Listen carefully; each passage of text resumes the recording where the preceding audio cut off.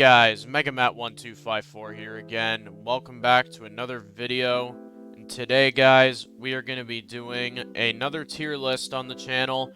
We're going to be ranking all of the Grand Theft Auto games by Rockstar Games. And this is something that I've wanted to do for a while. I've talked about this before on the channel, but I'm a ginormous GTA series fan. I'm a longtime fan of the games. I've been playing these way younger than I was supposed to be playing these games. Like, GTA 4, I remember playing that when I was like 8 years old, right? So yeah, I have a long history with this series, and today we're going to be just ranking the games. And keep in mind, guys, before we get into this ranking, I am going to be excluding games that I have not played, obviously, because that would be unfair to rank them and where I wouldn't know anything about them. So any of like the top-down games will not be on this video, like GTA 2, GTA 1, London, Advanced, Chinatown Wars. I've played a bit of Chinatown Wars, but not enough to where I can rank it definitively. However, everything else here, guys, is free game. So without further ado, let's get into this ranking, and let's see what the outcome is like. Alright, starting off our ranking, we have Grand Theft Auto 3. This was the game that started the popularity of the Grand Theft Auto franchise. It started the whole 3D open world, like, crime sandbox genre. So, where would I put GTA 3? I'm gonna go B tier. And I know a lot of people are going to be annoyed with that choice, but this is just my take on it personally.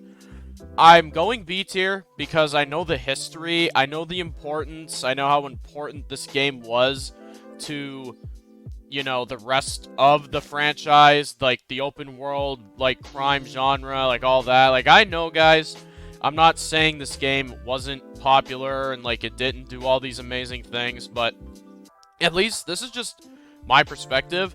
I didn't grow up on GTA 3. I never played this game when I was younger. I only played it about 6 years ago. I played it on, my old PS2. I had it in, like, 2016. I played through it, and I just found it wasn't that great for me personally. I found, like, it was really aged.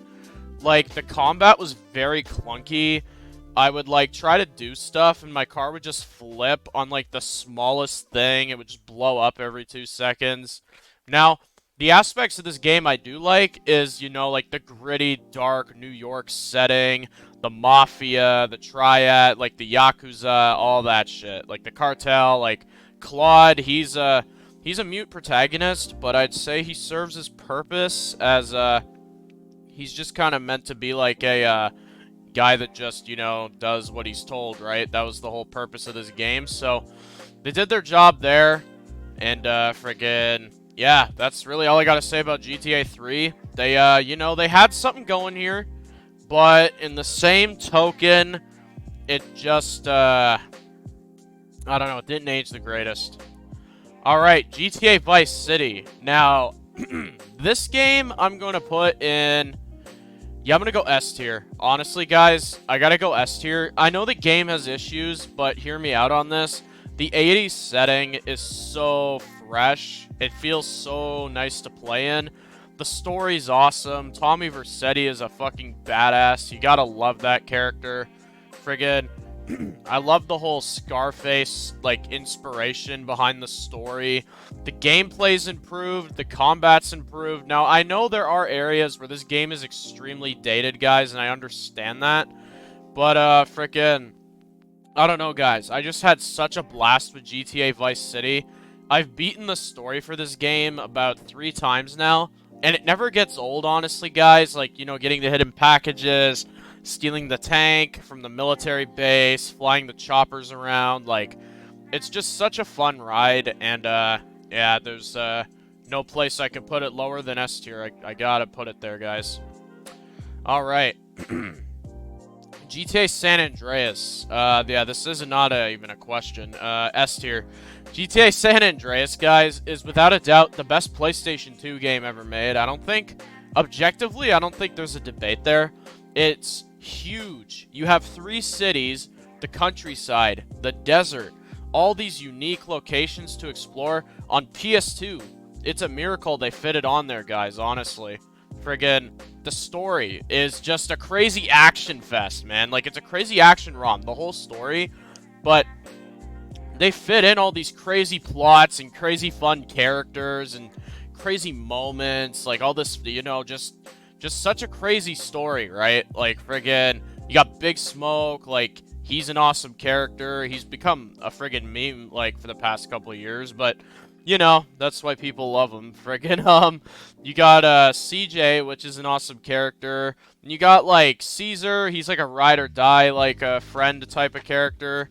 Crazy characters, like, fucking Catalina's just nuts. Fucking, you got, like, Tenpenny, who's my favorite villain of the franchise, without a doubt. I love Tenpenny's character. Friggin', and then, you know, you got the gameplay, which is just refined. I can actually say this game is aged like fucking fine wine. I think this gameplay is actually aged very well. Like, even on PS2, like, where even Vice City, I gotta admit, there is aged aspects. Here, no. There's no aging here at all. I could say GTA San Andreas is aged very well, and it deserves its spot in S tier, without a doubt. Alright. Next up, we have GTA Liberty City Stories. Or, I believe that's what it is, yeah. I'll go... Oh, man. Call me nuts. I'm gonna go A tier. I prefer it over GTA 3. Now, hear me out on that one, guys. I know a lot of people would not like that. I put this over GTA 3. Like, oh, this portable friggin' prequel is better than GTA 3. How dare you put it there? But hear me out. The gameplay's refined. It plays a lot more like GTA San Andreas, right? You know, they have a speaking protagonist, which I know people get annoyed, like, saying, like, yeah, but Claude couldn't speak because of limitations, but friggin', I can resonate with a character that speaks more. Like, friggin', I can, you know, get behind that character more because I know what that character is, like, you know, going through as a character, like, if they're able to speak more. I love being thrown in the criminal underworld of the Mafia as our main setting of the story. Friggin' Salvatore Leone is just one of my favorite GTA characters, and getting him as, like, the protagonist of this game was awesome. I don't know, guys. I just really enjoyed this. I know that it's a little dumbed down because it's a portable game that was ported to console, but I just really enjoyed it for what it was. I can't really say I've got too many issues with this one, other than, like, there's some glitching and stuff, but it's nothing major. Okay. Next up, we have GTA Vice City Stories. This one I will put in B tier. Now, the reason I'm going to go B tier on this one, guys, is just because it's like... I almost feel like they didn't know what they wanted to do with this game really too much. Like, it was the whole, like, business, like, aspect. Like, friggin', it was fun, but I feel like we didn't get to explore its potential fully because we were trapped on these, you know, this was another portable game, right? So we didn't really get to go into the full intricacies of, you know, building an empire and stuff. It was just kind of like, go to a location, kill some guys, smash some shit. Next, go to a location, kill some guys, destroy some stuff, rinse and repeat, you know, that kind of stuff. The story was good, but I'm not really huge into Victor Vance's character. Like, here's the thing, is you have Victor Vance, right, who's this totally, like, here's the thing, he's the nicest GTA protagonist, without a doubt. He's this really nice guy who's trying to, you know, do right by, you know, everyone, and, like, he's trying to help his brother who has, like, asthma and stuff. He's trying to make, like, you know, money in the military. And then he basically gets screwed over, and he goes to crime. But here's the thing, is, like, in the cutscenes, you have this nice guy who just doesn't want to really do too much crime. And then in the gameplay, he's fucking, like, running around gunning people down every 2 seconds. I don't know. It's weird. It's like the cutscenes to gameplay don't mix too well for me. That's just my opinion, though, obviously. Alright, next up we have Grand Theft Auto 4. Yeah, guys, I gotta go D tier. This game sucks. Yeah, no. Just kidding. S tier. GTA 4, guys, is my first Grand Theft Auto game. And here's the thing, guys, is it's my favorite video game ever made alongside Super Mario Galaxy. Friggin' GTA 4 is the pinnacle of Grand Theft Auto. And I know a lot of people would disagree with that, being like, oh, they removed the customization, they removed this, they removed that, yada yada yada. But hear me out. GTA 4, for me, is the most immersive gaming experience ever made. The story that you go through in GTA 4, it's just so epic. It's got such crazy moments, and it breaks the formula of, like, the GTA satire, like, satirical thing. Like, every game before this, it didn't take itself super seriously. Like, GTA San Andreas was just a crazy action ROM, and frickin' GTA Vice City was just, you know, like, a Scarface parody for the most part. Where this game, they took themselves ultra fucking seriously with it, and they made absolute art. And hear me out, guys, I just gotta say it. It's my favorite GTA game. And, friggin' nothing will ever beat it. I don't care how good GTA 6 is, nothing will beat this game for me, guys. Friggin' Nico Bellic is amazing. Roman Bellic is hilarious. Dimitri is a phenomenal villain. Packy McQuarrie, Little Jacob, like, Dwayne Forge. You got all these amazing characters. I don't know, guys. This just, yeah, this game was an experience, and, I love it to death. Alright, GTA, The Lost and Damned. And I'm actually glad that these are separated from GTA 4 on the tier list, because I do want to delve into these more on their own. GTA Lost and Damned will go A tier. Now, here's why it's not S tier, is the gameplay, I find it kind of boring at times, right? Like, I do find that it has a lot of, frickin' moments where a lot of the story missions will be go to a spot, kill a guy, shoot some people, then the cops come after you. I do find there's repetition with the gameplay in this game, and the sawed-off shotgun is one of my least favorite weapons GTA's ever added, in this game at least. I think it's terrible. But, the story, guys, yet again, a really great story. You follow this, badass biker character named Johnny Klebitz, right? And you just see this guy, you know, he fights for his club, you can tell he really cares about his brothers. And, you know, he tries to save the club from itself because the president's a rat. Like, he's a psycho, right? Like, he's a terrible person and shit. But, yeah, what was cool about this game, too, is they added some more mini-games, like, with your friends. Like, you could play, like, air hockey and all that shit, so that was cool. Frickin', yeah, good expansion and a good standalone game. Now, the second standalone game, friggin', yeah, no debate here. This is going up in S tier. GTA: The Ballad of Gay Tony deserves to be its own game. Damn well deserves it. Friggin', we're Lost and Damned. It just feels like more GTA 4, just with bikers. This game feels like its own unique separate thing. The story is so cool. Like, you basically, that you break the formula of starting off as like a poor, like, schmuck at the bottom of the barrel. In this game, you're already at the top. Like, you're living the life, like, going to nightclubs, like, just, you know, frickin' doing all this, like, you know, like, crazy stuff, right? And frickin', basically, the story revolves around these two guys, Louise and Tony, right? And frickin', basically, Louise is, like, his personal bodyguard and all this shit. And he just has to, like, help Tony with his problems all the time. Like, Tony's always getting into trouble. And, like, you know, that leads into this whole, like, world of crime with, like, characters like Rocco, Bulgar, and, like, all these characters, right? And it's such a fun game, guys. Like, this is where they added the tank back into GTA. And I remember just for hours going around in this tank and, like, blowing shit up every 2 seconds. It was so fun. This game also added the mission replay function that GTA 5 would later add, which I really appreciate that, because going back and replaying missions is just something I always wanted to do in GTA 4, and I would always have to save my game and load other save states if I wanted to do that. But with this game, I can use one save state, load up a mission from the mission replay, and then you can even, like, higher your score and stuff on missions. There's just so much replayability to this. I would even argue it's better than GTA 4 in terms of gameplay standards.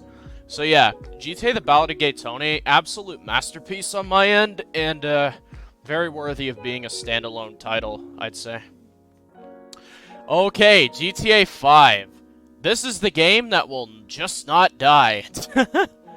And, freaking, I am going to put this game in A tier.